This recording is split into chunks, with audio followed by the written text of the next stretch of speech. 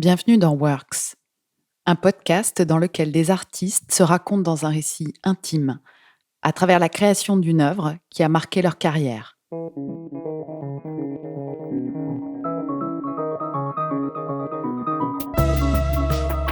Peut-on raconter la folie, la fureur et la violence par la danse ? Comment chorégraphier l'indicible et l'horreur absolue ? En 2004, le chorégraphe français Angelin Prel-Jocage s'empare du mythe de Médée avec les danseurs du Ballet de l'Opéra de Paris.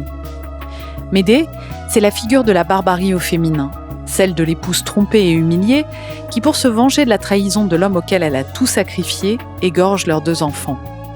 De ce cauchemar terrifiant, Prel-Jocage tire un songe, le songe de Médée, comme pour mettre à distance ce passage à l'acte insensé et en souligner la portée universelle. Sauf qu'à aucun moment, le chorégraphe ne cherche à en dissimuler la violence. Qu'il soit rêve ou réalité, le bain de sang a bel et bien lieu sur la scène de l'Opéra Garnier.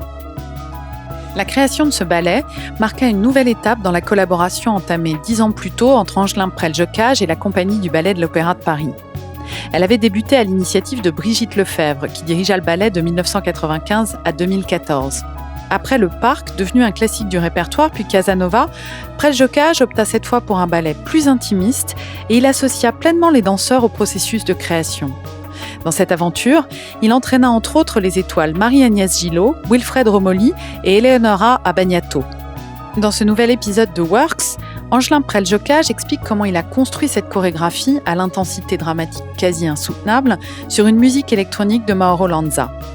De la tragédie de Médée, Prel-Jocage fait un drame moderne au croisement de la mythologie et du fait divers.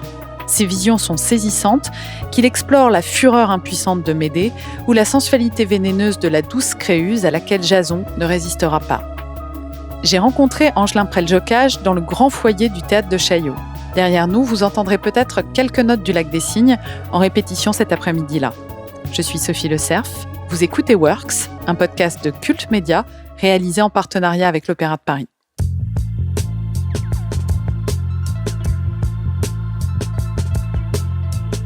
Après avoir créé des longs ballets comme Le Parc et Casanova, j'ai créé ensuite Le Songe de Médée, qui était une petite forme qui s'inscrivait dans une soirée de plusieurs ballets en fait.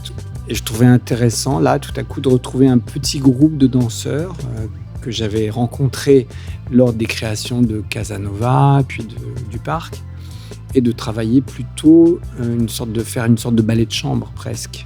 Si on disait il y a la musique de chambre et puis voilà, il y a la musique d'orchestre. Et donc les 2 ballets que je viens de citer, Le Parc et Casanova, sont plutôt des ballets de grand orchestre, quoi. J'avais envie de ça et donc j'ai proposé cette thématique de Médée, en fait, qui est un sujet qui n'a pas été tellement abordé par la danse et je trouvais ça intéressant. De changer de registre, de changer d'échelle, de changer de point de vue. Enfin, tout ça me plaît beaucoup. C'est déjà ce que je fais dans mon travail avec ma compagnie, c'est-à-dire que j'alterne des grands ballets narratifs comme Blanche-Neige, Roméo et Juliette, ou là, Le Lac des Cygnes, avec des œuvres beaucoup plus radicales sur de la musique de Stockhausen ou bien des borborigmes de John Cage pour Empty Moves. Mais j'aime cette aventure de la radicalité en contrepoint, parfois juste du plaisir de raconter une histoire avec les corps, de raconter des émotions, de raconter des histoires d'amour, de raconter des histoires tragiques. Et là, parfois, donc, d'être dans des choses complètement conceptuelles et radicales, voilà.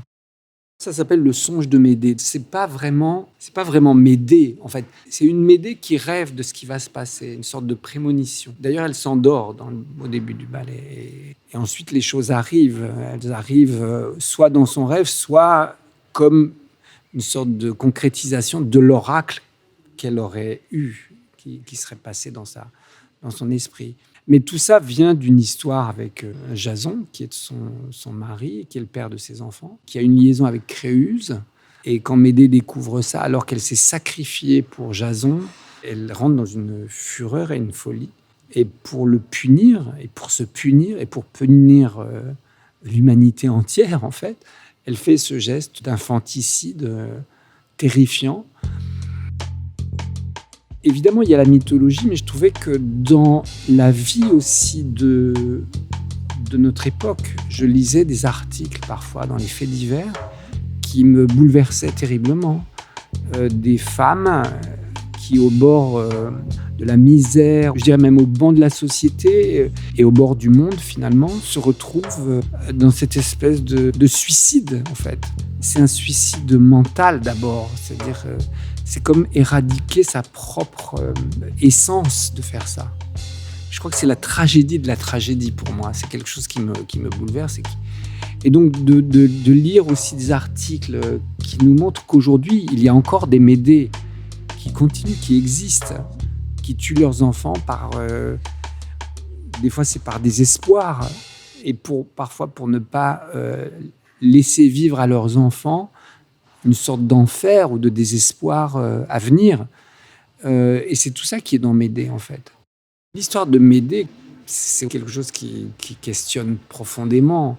Parce que Médée, en faisant ce geste, elle se met en retrait de l'humanité, en fait. Parce que, justement, c'est ça le geste de Médée. C'est de dire, voilà, votre humanité, eh bien, moi, je n'en veux pas. Et pour vous montrer que ça ne m'intéresse pas, je me mets en retrait de cette humanité. Et je fais un acte qui est, on pourrait dire, inhumain, en fait. Et c'est cette folie, cette fureur que j'avais envie de mettre en danse, justement, puisque c'est une chose que je n'avais jamais vue en danse.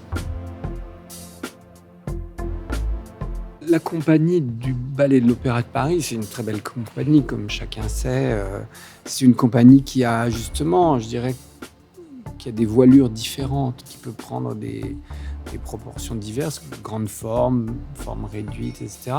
Mais ce qui est intéressant, justement, c'est de prendre les mêmes qu'on a pu voir dans des ballets, justement, où il y a pléthore de danseurs, et puis de les retrouver dans une intimité. Il se passe d'autres choses, en fait, pendant les répétitions. Et l'attitude des danseurs change, et puis ils se révèlent autrement aussi, parfois. Et là, c'est des complicités qui avaient émergé donc avec certains danseurs pendant la création du parc et de Casanova qui revenaient. Donc retourner vers quelque chose d'intime était assez passionnant.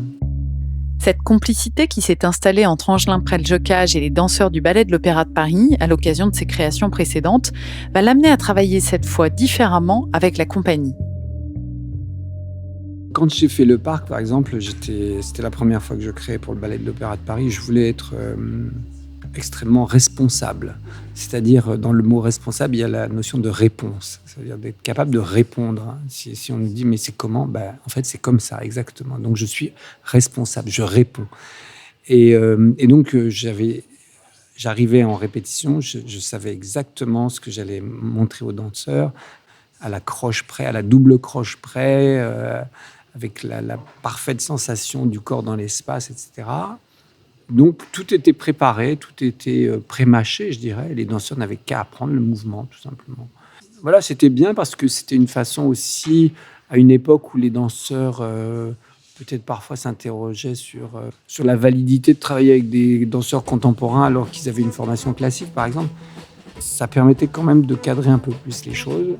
Et donc, ça s'est plutôt bien passé. C'est-à-dire que les danseurs il y a eu une période justement d'observation où les danseurs tout à coup ont compris où je voulais aller parce que c'était très clair, j'étais très rigoureux.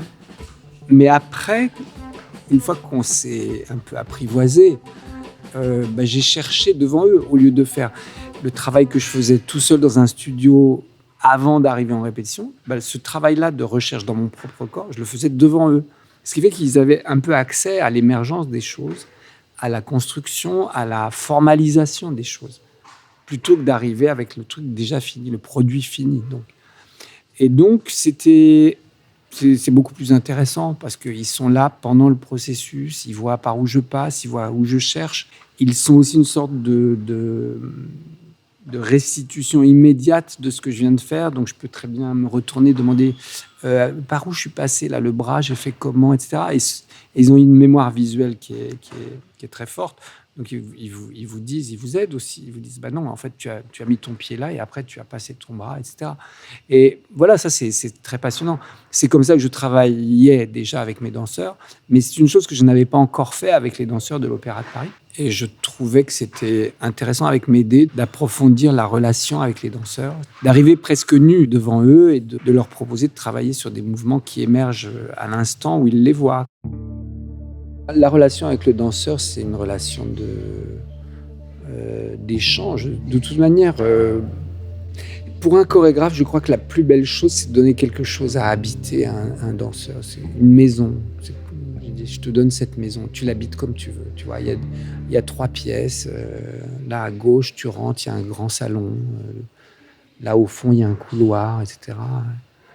Et tu peux passer dans tous ces endroits un peu comme tu veux, en fait.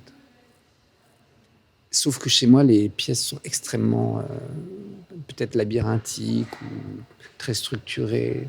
Donc ça oblige quand même le danseur à se profiler un peu. Mais à l'intérieur, il peut vraiment laisser libre cours à son interprétation. Et même, je dirais que c'est encore plus maniaque chez moi, c'est que je suis tellement exigeant sur le mouvement que je voudrais que le danseur oublie la précision du mouvement, mais après l'avoir acquise, en fait.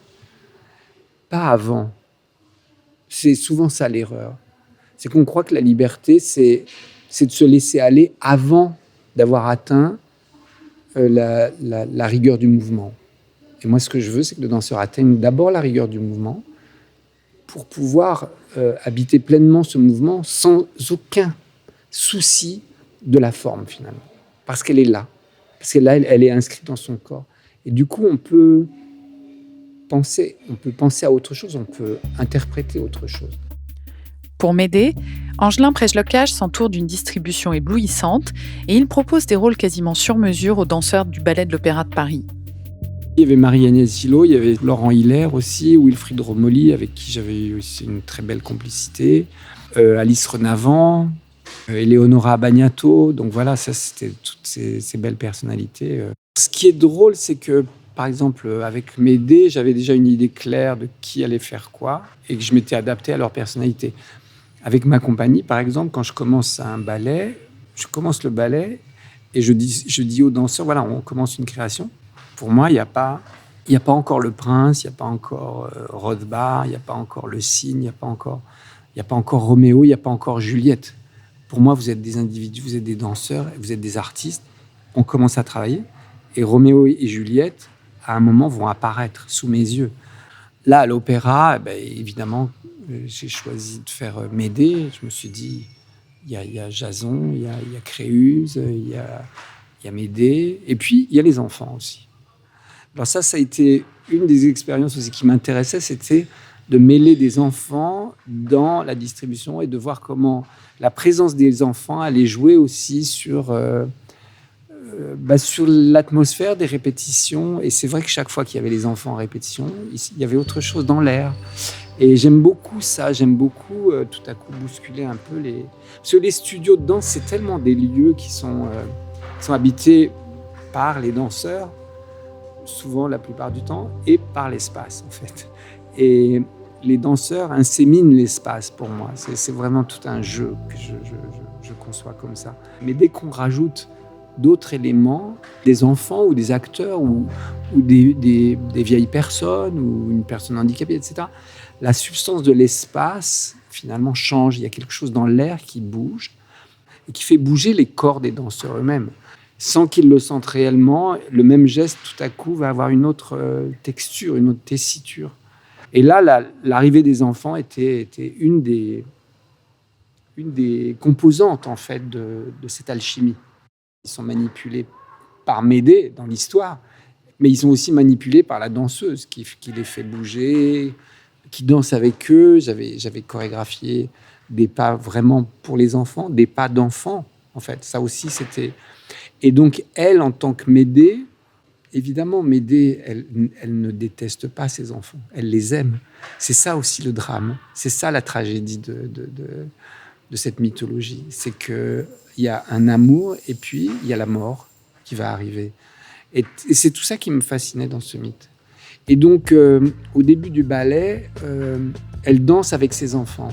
Et elle danse d'une façon mais extrêmement émouvante parce qu'elle prend les pas des enfants. Elle danse une danse d'enfant alors qu'elle est une femme, une grande femme, plus quand c'était Marie-Agnès Gillot aussi, c'était, voilà, il y avait une espèce de majesté, de puissance. Et avec ces deux enfants à côté, et qui faisaient des pas d'enfants, en fait, qui étaient chorégraphiés comme des pas d'enfants, et elle qui reprenait ses pas avec eux. Et c'était, j'aimais beaucoup ces moments, répétition, de voir ça.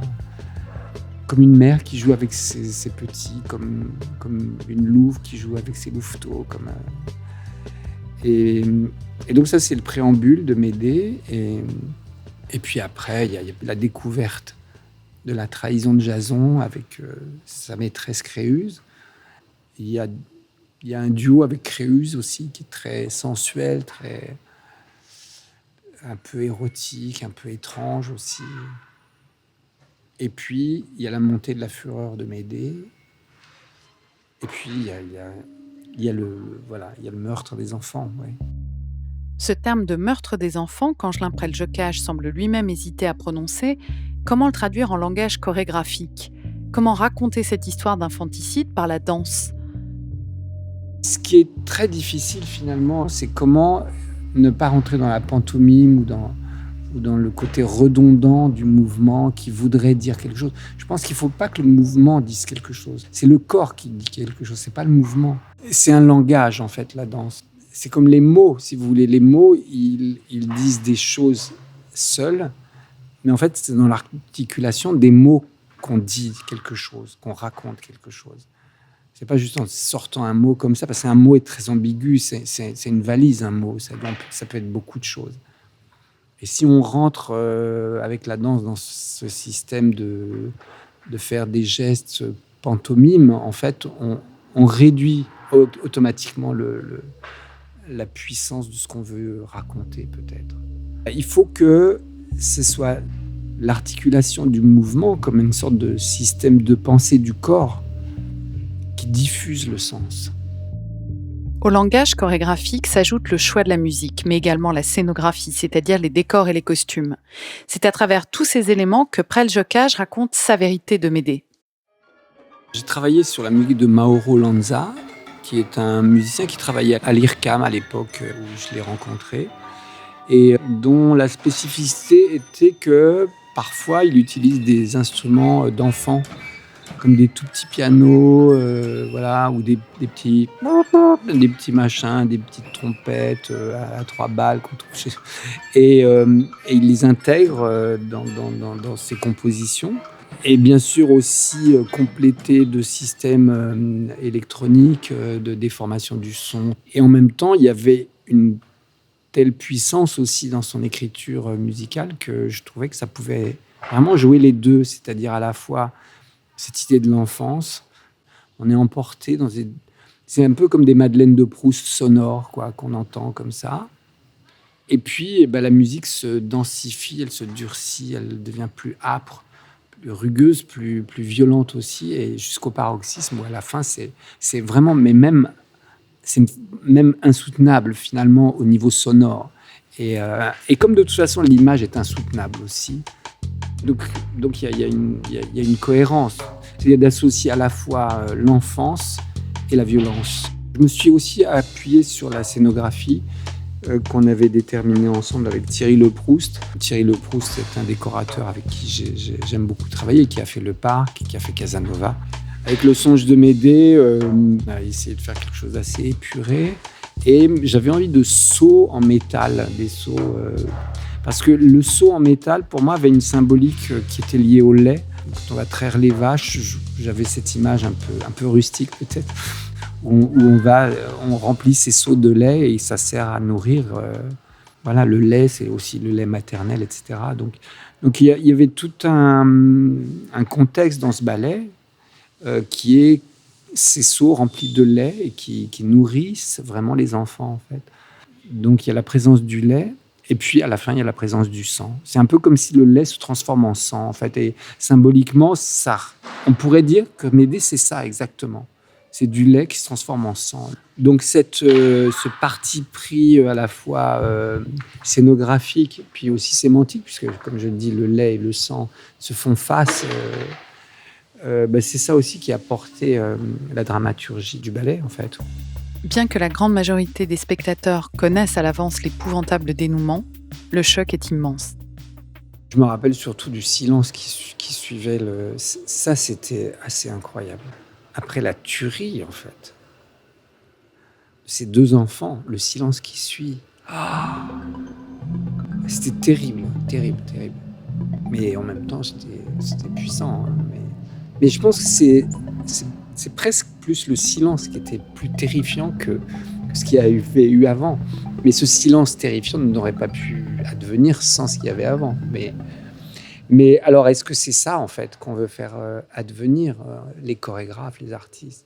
Ce que je sais, c'est que les gens qui l'ont vu, quand je les recroise, souvent m'en reparlent, comme de quelque chose comme un souvenir marquant. Donc, pour moi aussi, c'était intéressant de me dire, tiens, c'est vrai, on n'a pas beaucoup parlé, finalement, de ce ballet. Le Songe de Médée est repris en 2006 par le Ballet de l'Opéra de Paris, avec notamment l'étoile Delphine Moussin dans le rôle de Médée.